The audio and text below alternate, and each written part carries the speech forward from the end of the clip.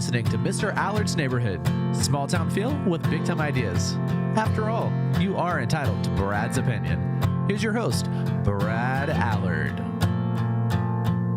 Well, good morning. Another beautiful week here in sunny Burleson. I need to adjust this mic a little better. Okay. How you doing, Taylor? Yeah. I am well. There you go. Oh, whoa. No, I'm trying what are you doing to my mic? I'm trying to adjust it just a touch here so I can be more casual while I give the great wisdom of the world today. Yeah, kind of thing. Anyways, oh my goodness. I know. So what's going on these days in Taylor world? Oh, you know. The usual. Living life like a rock star. Yeah, that's what I thought. Yeah, I see, Yeah.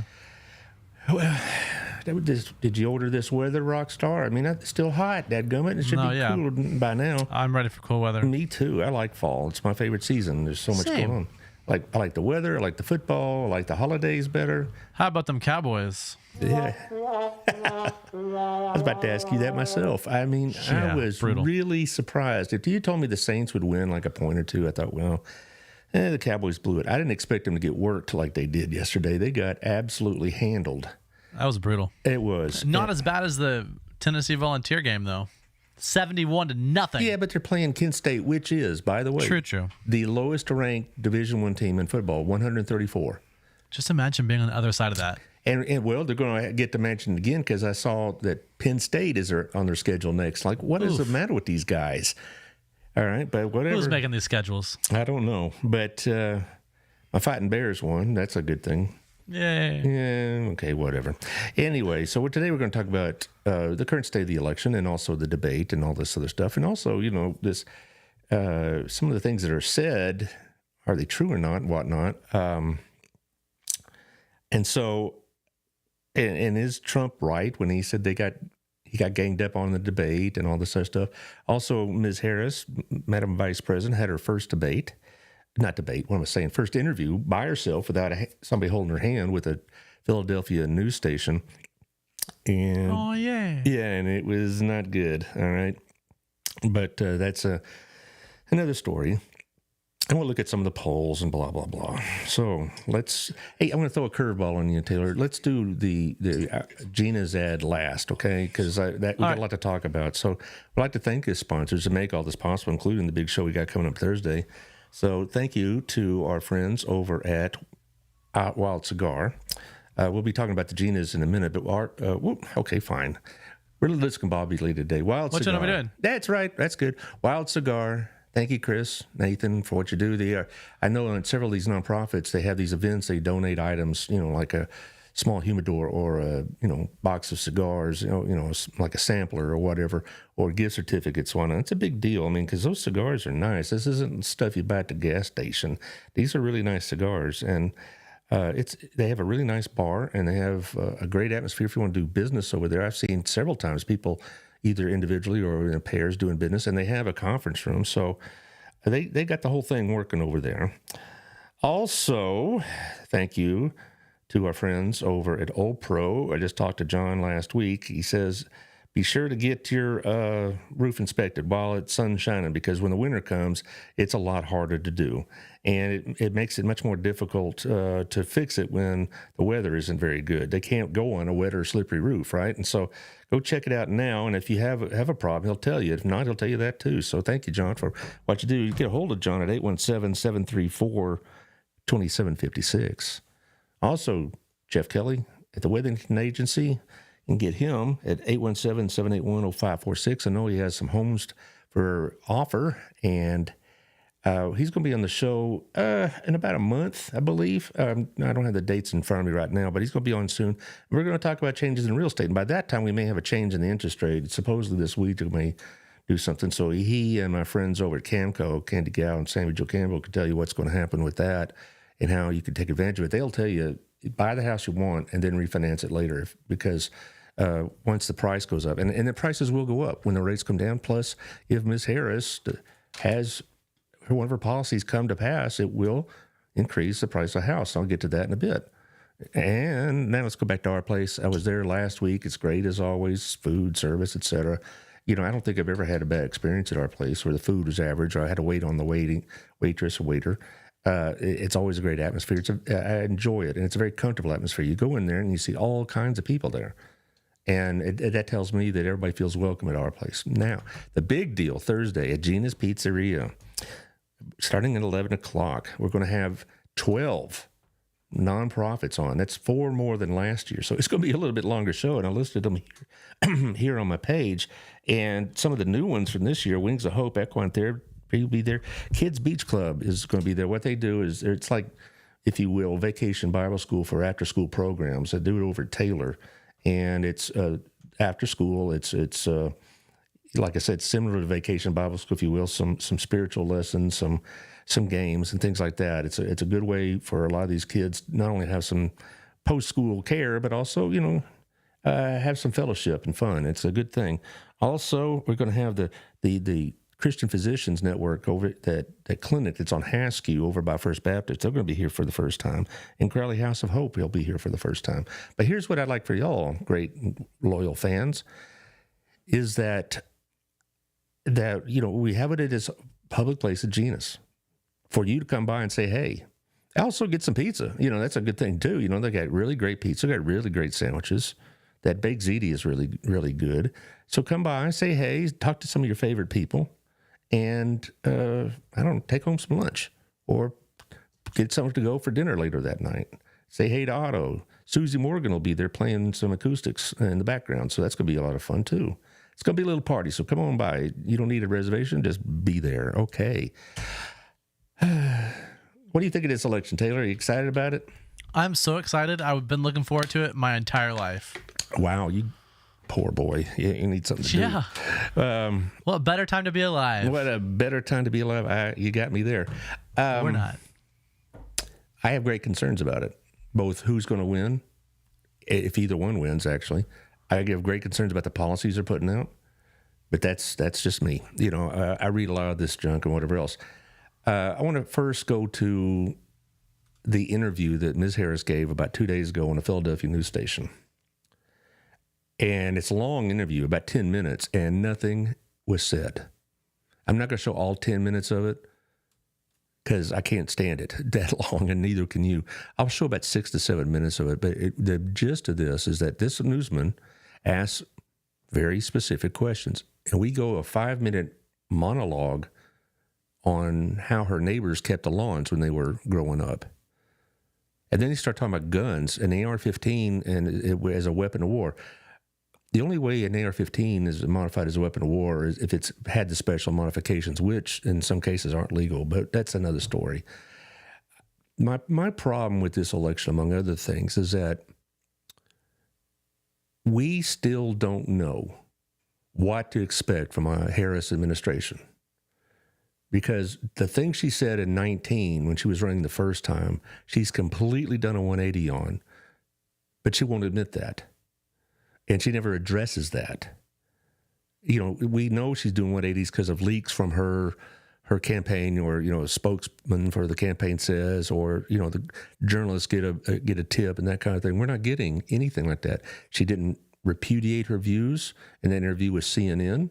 She didn't repudiate those views in the debate. And instead of saying, well, I changed my mind on fracking, she said, I've never been an opponent of fracking, even though in black and white, it has the quotes right there. And what bothers me, particularly the not the print media as such, they've been a little bit more responsible, but the networks have rolled right over for this, and it's terrible. But anyway, this is from a news station in Philadelphia, and so let it run, and when I get up, could decide the outcome of this presidential election. Yeah. You hear it more than I do. People want to know more about you and about your specific plans. At the debate the other night, you talked about creating an opportunity economy. Mm-hmm. I wonder if we can drill down on that a little bit. When we talk about bringing down prices and making life more affordable for people, what are 1 or 2 specific things you have in mind for that? Well, I'll start with this. I grew up a middle-class kid. My mother raised my sister and me. She worked very hard. She was able to finally save up enough money to buy our first house when I was a teenager. I grew up in a community of hardworking people, construction workers and nurses and teachers. And I try to explain to some people who may not have had the same experience, but a lot of people will relate to this. I grew up in a neighborhood of folks who were very proud of their lawn, and I was raised to believe and to know that all people deserve dignity, and that we as Americans have a beautiful character. We have ambitions and aspirations and dreams, but not everyone necessarily has access to the resources that can help them fuel those dreams and ambitions. So when I talk about building an opportunity economy, it is very much with the mind of investing in the ambitions and aspirations and the incredible work ethic of the American people, and creating opportunity for people, for example, to start a small business. My mother, worked long hours, and our neighbor helped raise us. We used to call her, I still call her, our second mother. She was a small business owner. I love our small business owners. I learned who they are from my childhood, and she was a community leader. She hired locally. She mentored. Our small businesses are so much a part of the fabric of our communities, not to mention, really, I think, the backbone of America's economy. So my opportunity economy plan includes giving startups a $50,000 tax deduction to start their small business. It used to be $5,000. Nobody can start a small business with $5,000. But investing in people's innovative ideas and giving them the ability to go for it. Opportunity economy means, look, we don't have enough housing in America. We have a housing supply shortage. And what that means, in particular for so many younger Americans, the American dream is elusive. It's just actually not attainable. So part of my plan is to work with the private sector and housing developers to give them a tax credit, to be able to partner with us as the government to build, and my goal is 3 million new homes by the end of my first term. In addition, to help people who just want to get their foot in the door, literally. And so giving first-time home buyers a $25,000 down payment assistance to be able to just get in the door, and then they will do the work that they need to do to save and to pay that mortgage and to build wealth for themselves and their family. These are some examples of what I mean when I talk about an opportunity economy, and a lot of it has to do with just the community I was raised in and the people that I admired, who work hard, and deserve to have, their dreams fulfilled because they're prepared to work for it. You talked at the debate and at previous appearances about turning the page. That's he talked. I couldn't handle this part either. Where he talks about turning the page. He talks about how he could be different than Joe Biden, and basically with just a bunch of mush. Okay, she finally said something about policies in a very vague way. Okay, do I have problems with these? Yeah, sure. The big one I have problems with, that $25,000 tax opportunity. I don't know. They don't say if it's a credit or a deduction or whatever, but the first-time buyer's assistance. The biggest problem with housing is in the market that she's talking about, the first-time buyers in the smaller homes. All that $25,000 is going to do is make the homes more expensive. And I'll give you an example. In the Biden administration, they gave a $6,700 credit. What is it, Taylor, for the electric cars? It was about, I think it was $7,500. $7,500. What happened to the price of electric cars? Depends on what car maker it was. Right, but if it was an American maker in particular, it went up. Ford and GM raised the prices of their electric vehicles by about $6,500. Why? Because they knew that people had $7,500 more to spend on it. Anytime you subsidize the buyers, it's going to be the producers that get the money.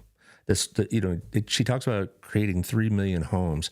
Why I find so ironic about that? There's no community in this country that's worse about creating affordable housing than San Francisco, and that's where she's from, and that's where she lived all her life.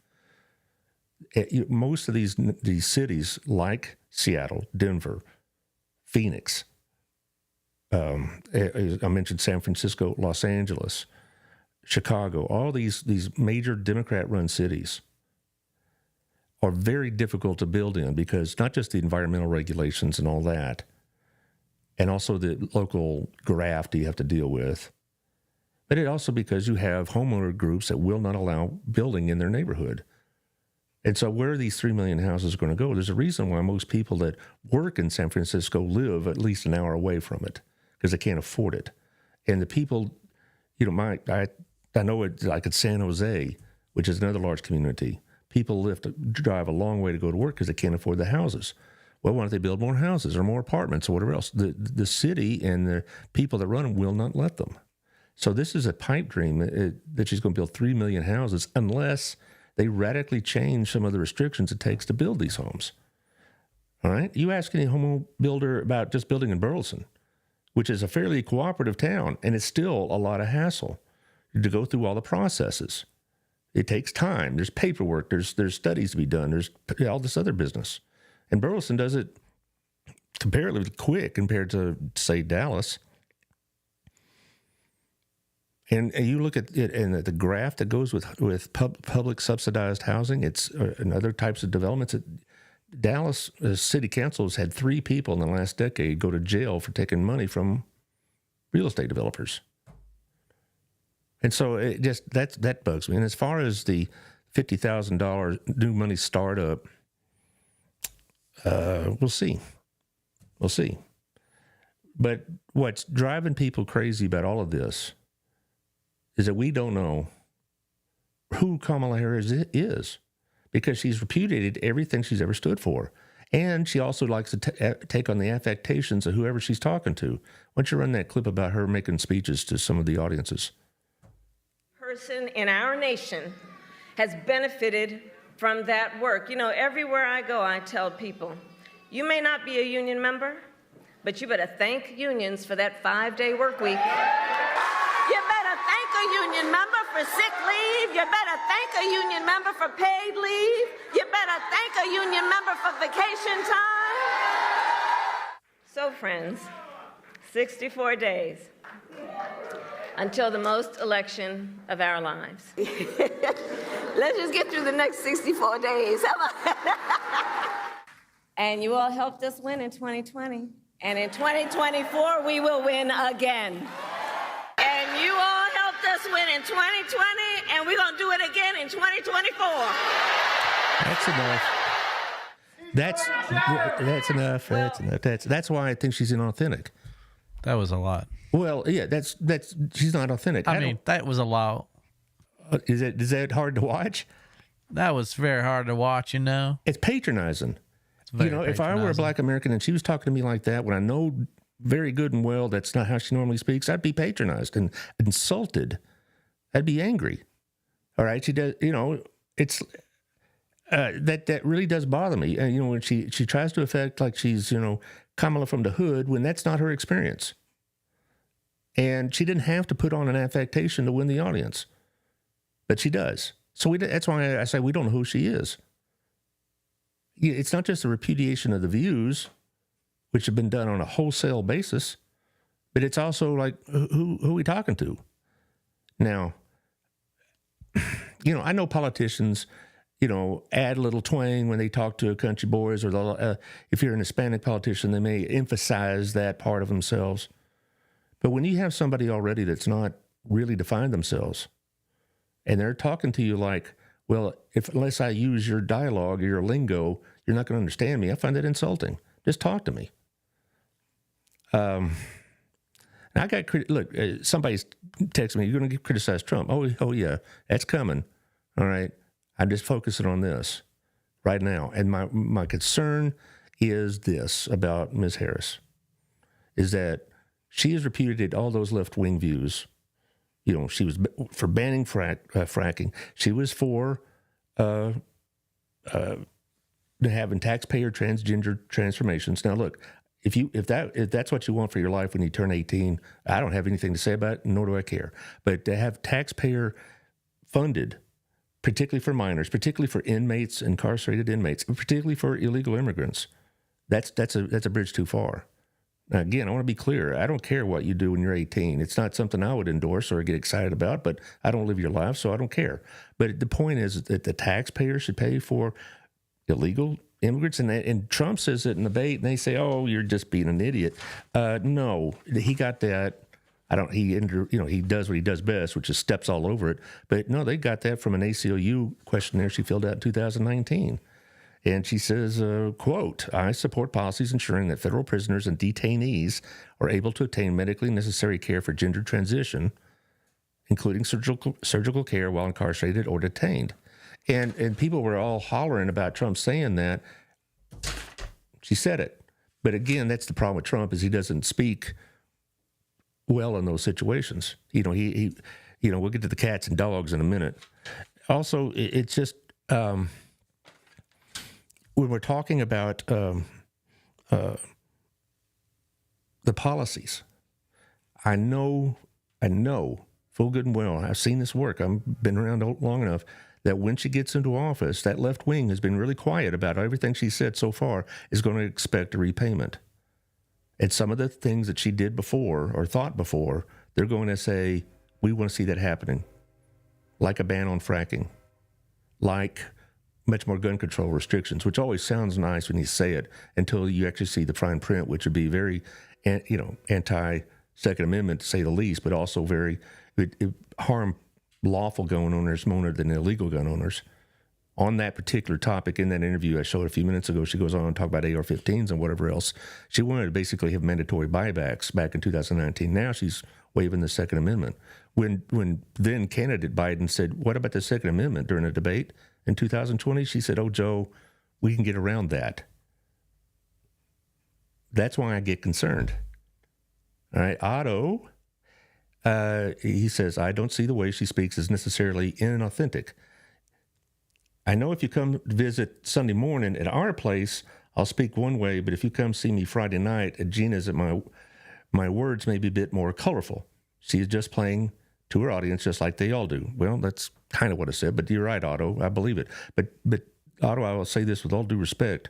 You're not running for president, and whom we need to have trust in. All right, we need to know that what she is what she is. Now, yeah, we all talk differently around people. Okay? But I'm talking about my mother. I'm much more less colorful in my language. When I watch a Cowboy game like I did yesterday, yeah, it's different. Something like that. No, Otto, I get your point. Oh, I'm not running yet. Yeah, there you go. Okay, I'll vote for you, Otto. Good for you.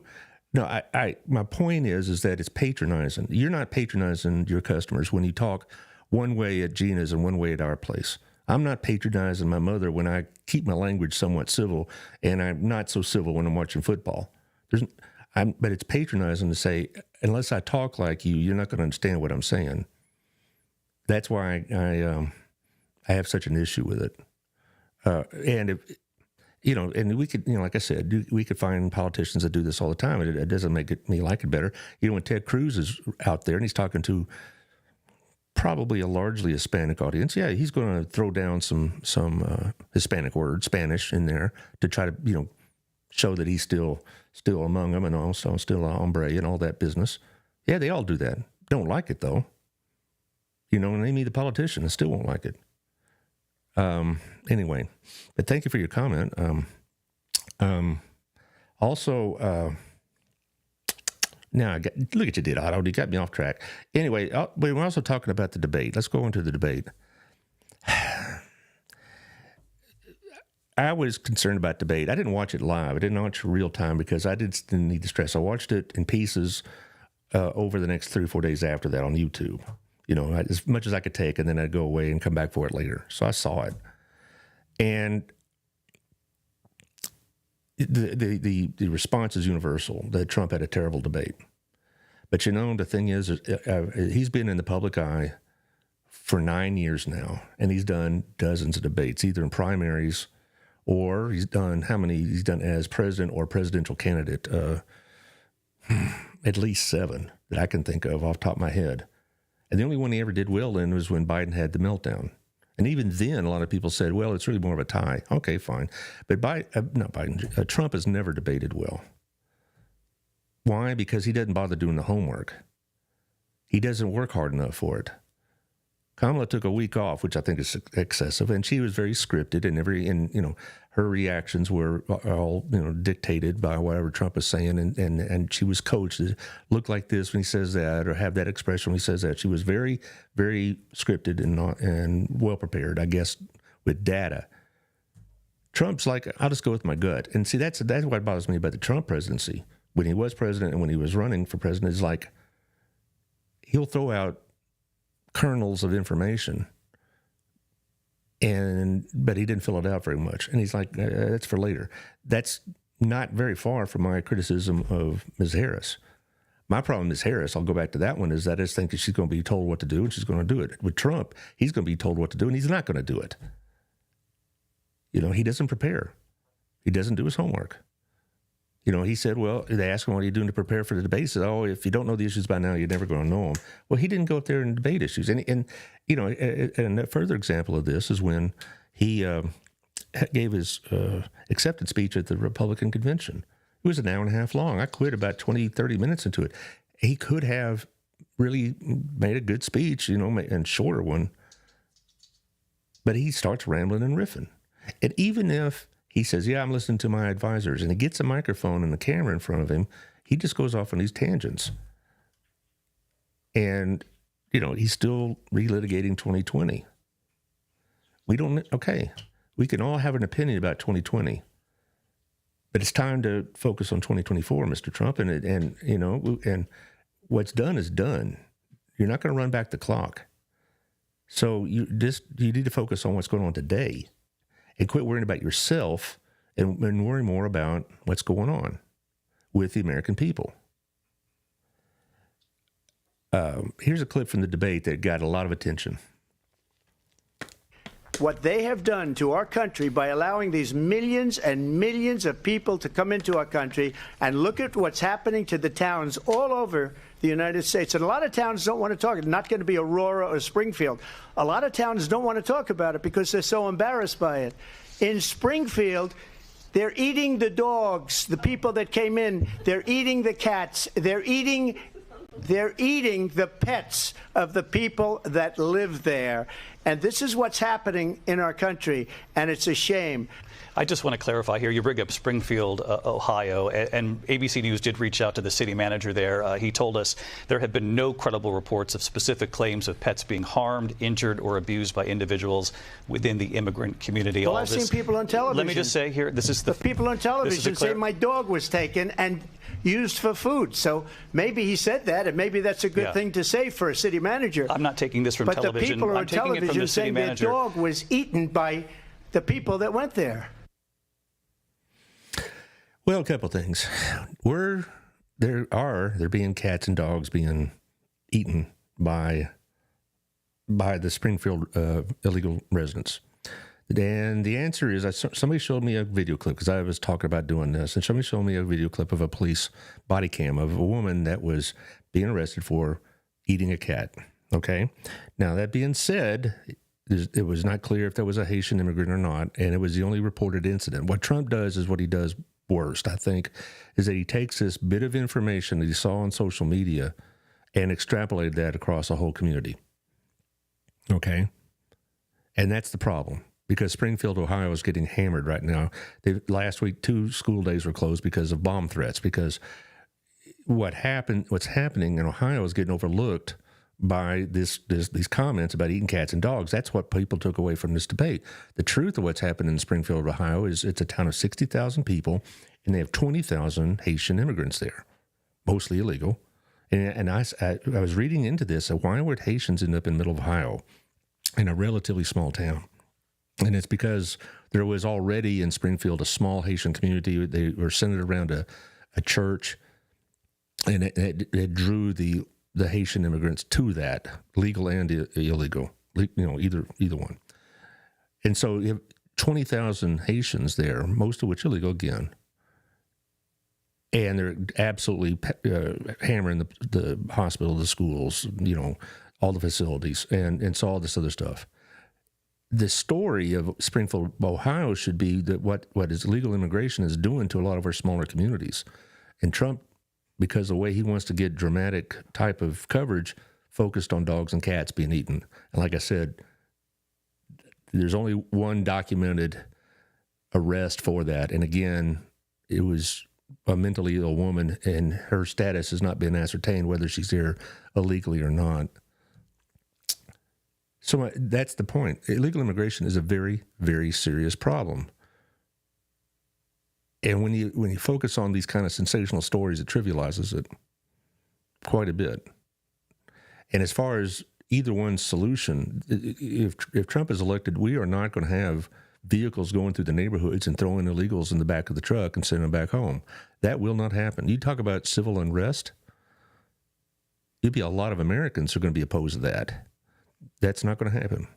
Now, as far as maybe cracking down on employers, maybe, being more strict at the border, all that's probably going to happen too.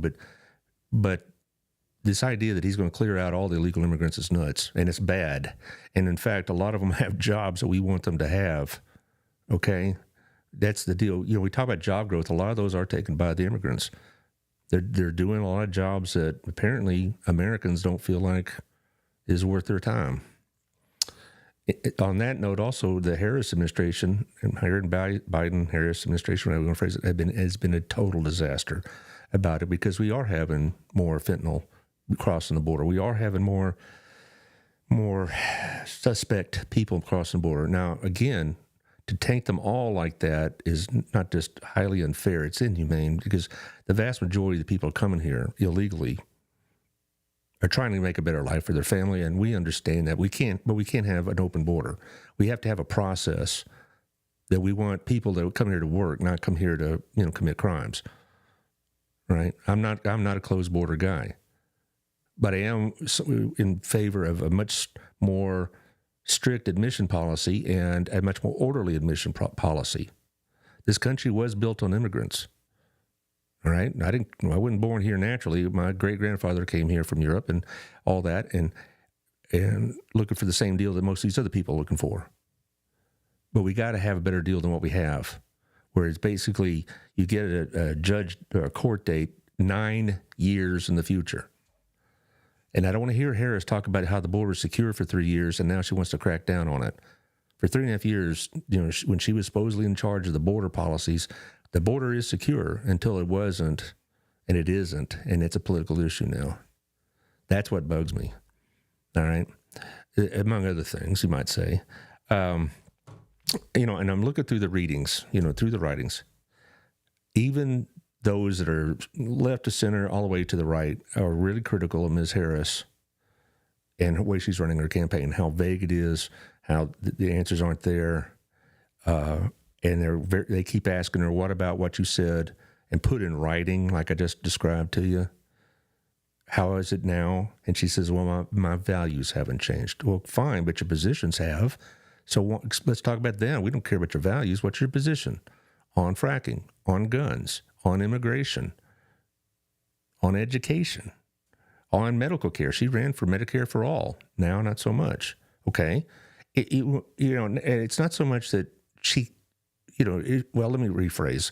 If she said, well, okay, I ran for Medicare for all, and then I saw how much difficulty it would be and how expensive it would be, so I thought we'd work a different way.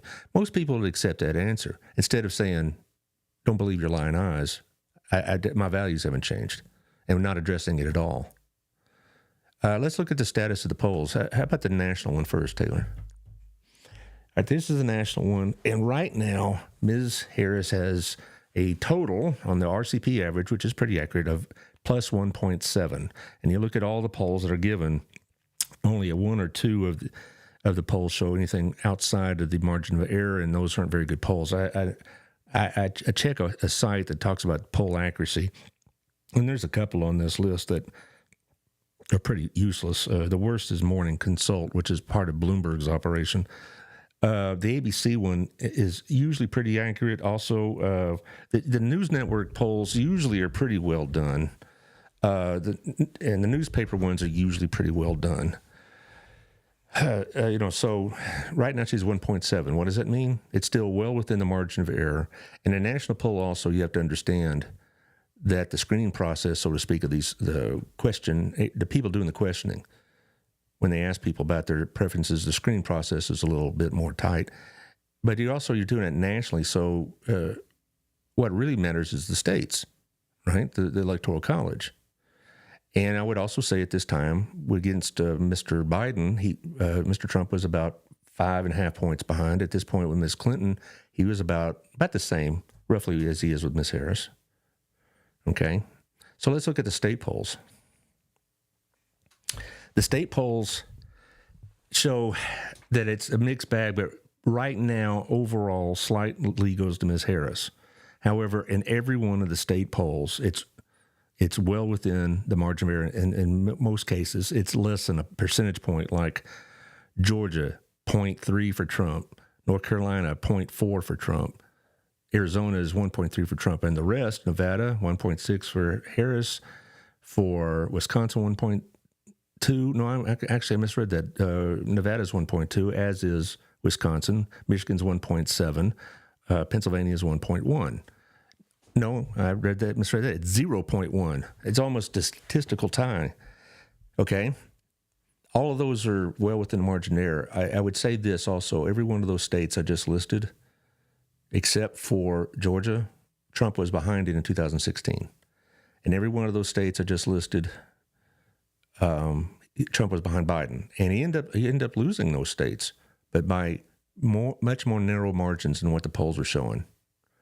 Had 43,000 votes had gone differently in Wisconsin, Georgia, and Arizona, Trump would have won the Electoral College. That's how narrow this election is.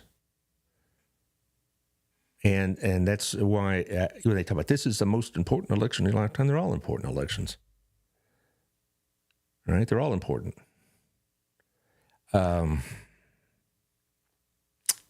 So, if you're not registered to vote, you have until October 7th. And I think that's craziness if you're not registered to vote, to be frank. I've talked to some students that said, are you registered to vote? And they'll say no. So how'd you get away from it from the DMV? Because they could do it right there when they get their license when they turn 18.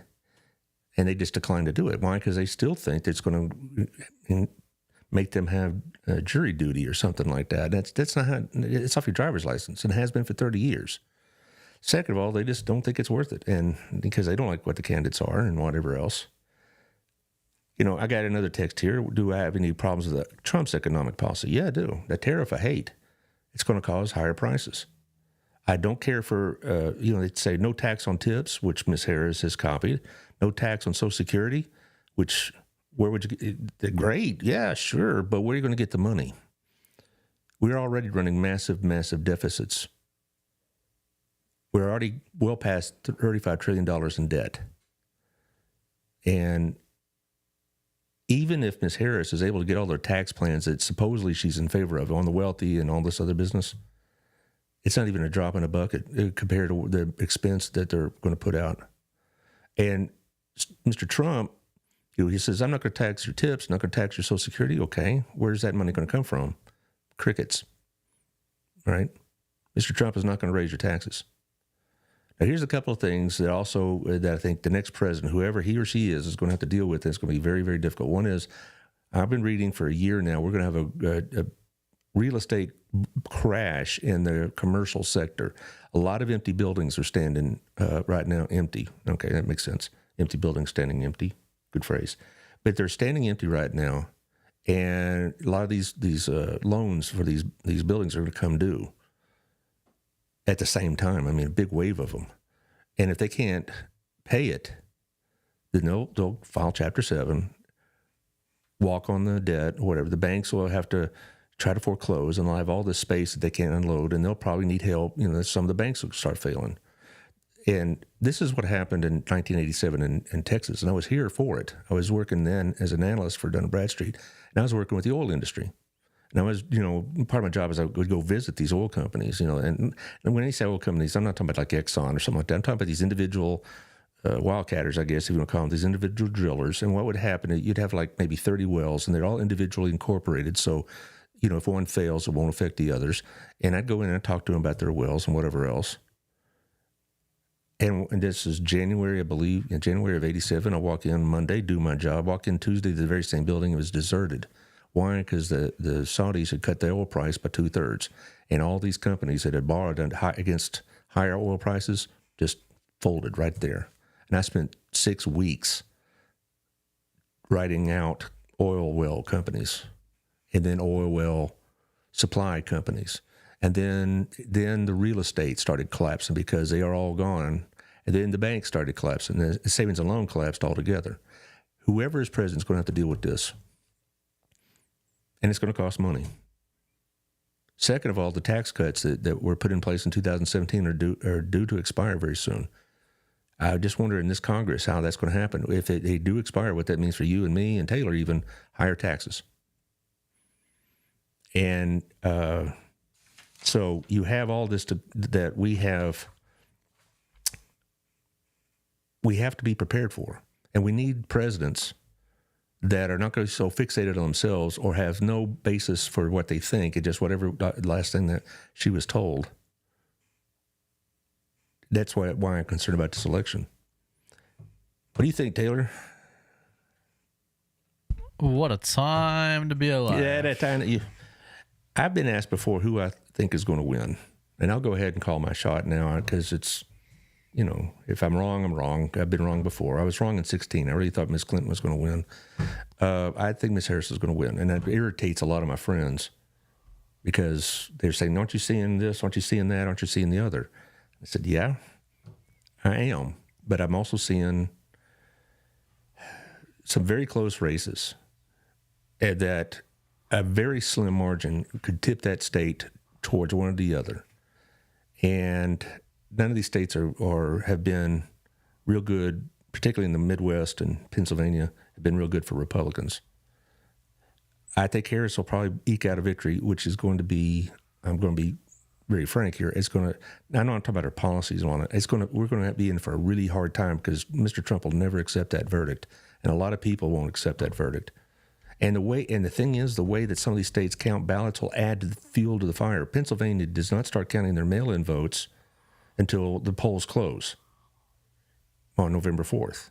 It'll take them 3 to 4 weeks to count all the ballots, which is just going to cause trouble. By the way, Taylor, do you know when early voting starts in Pennsylvania? When does early voting start? Today.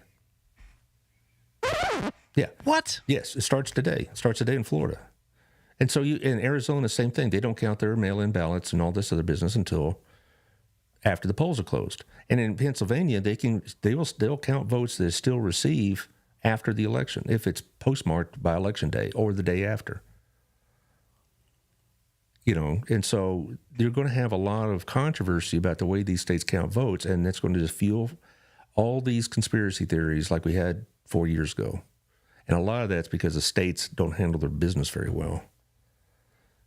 I could see very easily that Pennsylvania will take the same spot that Florida did in 2000 when everybody was waiting on the electoral votes for Florida and the final count, and it got so narrow and the Supreme Court had to step in and all this other business.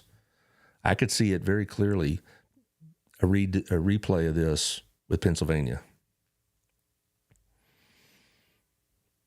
So anyway, that's my opinion. Like I said, most of the people I run with, talk to, whatever, they think I'm wrong in my opinion about Ms. Harris winning, but we'll see what happens. Okay? So, Taylor, if you'd put the Gina's rundown one more time for me so we can promote that. Sorry, guys. Here we are on Thursday. What's going to happen? Taylor and I are going to get there a little early, set up, and all this other stuff. And we're going to start pretty close to 11. And, there's no particular order listed yet about who's going to go what, but they're going to come in about 10 minutes or so, and they're going to talk about what they do and all this other stuff. And it's going to be a lot of fun. And like I said, come by, get some pizza, get a salad, get a sandwich, get some of that ziti, whatever. You can hang out or take home, whatever. Come say hey to some of these people. These are mostly ladies I'll be talking to, so come talk to the ladies that run these programs. They really do work hard for it, and they really make our community what they are. So, anyway, send your comments here if you like. Tell me, wisest man you ever heard, or more than likely that I'm full of crapola, and that'll work either way. And the people that have sent me some texts, they just rather not be on the air, I suppose. Thanks for your participation. Thank you, Otto, for what you're doing Thursday. And thank you for your comments. I appreciate the candor. And as far as you're not running for president, we'll see about that. All right. And we'll see you at Gina's on Thursday.